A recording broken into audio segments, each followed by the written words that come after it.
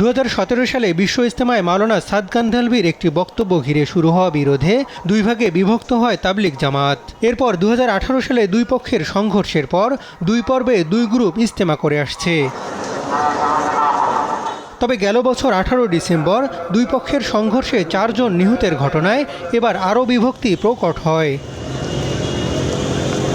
শুক্রবার টঙ্গীতে হামলায় জড়িতদের বিচারের দাবিতে বাইতুল মোকাররমের উত্তর গেটে বিক্ষোভ সমাবেশ করে তাবলিগ জামাতের অপর অংশটি। এ সময় আগামীতে সাদপন্থীদের টঙ্গী বিশ্ব ইজতেমা মাঠ ও কাকরাইল মসজিদে ঢুকতে না দেওয়ার ঘোষণা দিয়েছেন বক্তারা।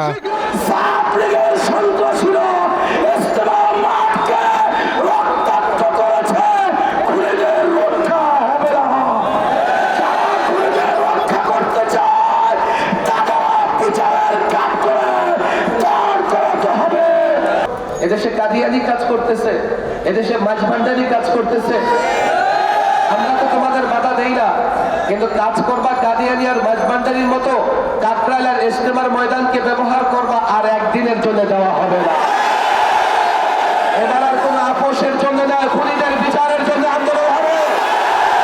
এবার আর আপোষ রফার জন্য নয়, খুনিদেরকে দেশ ছাড়া করবার জন্য বিচার হবে।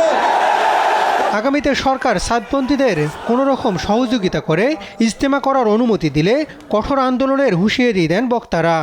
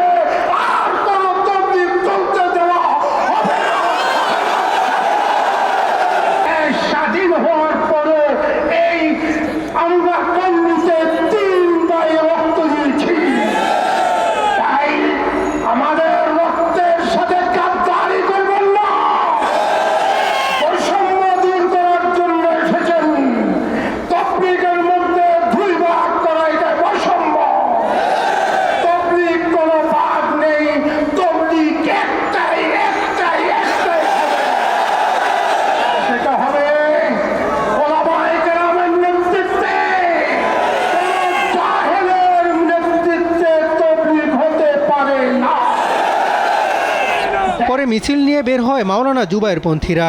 মিছিলটি পল্টন, বিজয়নগর, কাকরাইল মোড় ঘুরে মালিবাগে গিয়ে শেষ হয়।